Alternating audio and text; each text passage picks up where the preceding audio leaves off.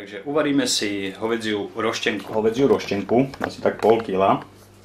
Tu ju mám. Ďalej, to tam budú vzadu zemiačiky. Ja som si dal troška viacej, ale zhruba tam postačí k tomu pol kila. Akých 6-7 väčších. Ja som si dal viac, lebo ja mám radšej viac zemiačikov. Potom klasické maslo. Tak odhadom to tam pôjde možno 200 gramov. Jedna väčšia cibula. 2-3 lyžice horčice nakoniec. Buď bravčová masť. Jedna lyžica alebo olej, to už je jedno.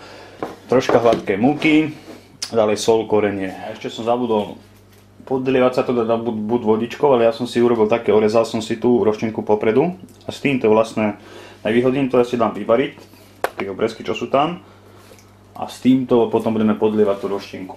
Takže ako prvé si zoberte tieto obdresky, dáte do voľakej vody, nech sa ma to jemnúčko vyvarí. Prvé si nachystáme zemiačky. Nakrájame si na také kolieska, asi pol centimetrové. S nimi budeme potom zakrývať to mäsko. Jak ich máme, si rozložte ten zemiačik. Po doske chytíme jemne, ho osolíte. Takže ďalej si nakrájame roštenku. Také pol centimetrové plátky.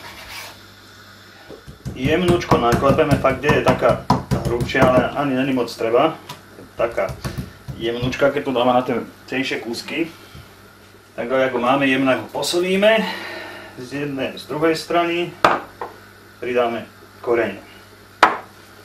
Takže takto všetku roštenku si pripravíme. Teraz ako to mám, tak len jemne tak pomočníme, jak sa hovorí. Jemnúčko.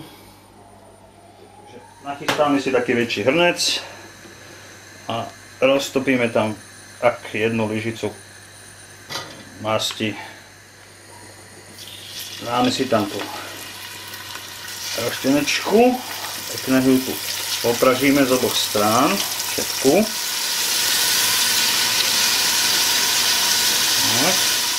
Takže keď ju máme už teda, tak som povedal, všetku opraženú, no tak pekne pustila krv. Ale to ešte necháme na nej. Troška masla, asi 100 gramov som si tu dal, až 200. Cibulu som si nakrájal na také väčšie kúsky, dáme ho tam ešte. No a tu máme už cibulku opraženú. Do skovita dáme tam naspäť mäsko, našu roštenku. Poukladáme, tú šťavičku tam môžeme dať. Tak, teraz si zoberieme zemiačky nasolené, poukladáme na vrch. Ja si dám na vrch troška rachcu drvenú na tie zemiačiky, ale nemusí byť. Preto som to neuvádzal na začiatku.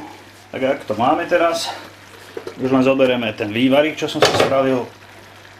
Podlejeme to s tým.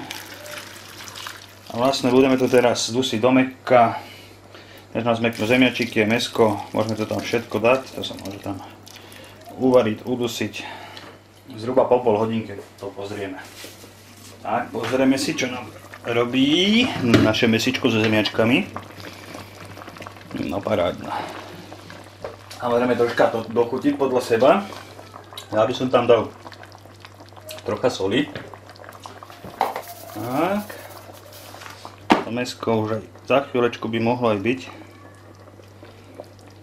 15 minút ešte a myslím, že to už budeme môcť dokončiť tú moju. Tak, už mäso máme mäkké zemiačiky, teraz si to už len jemnúčko dochutíme. To znamená, máme si tam takú jednu lyžicu väčšiu horčici. Môžete si to nechať ešte zovrieť. A už podľa seba dochutiť. Kto chce, čo chce.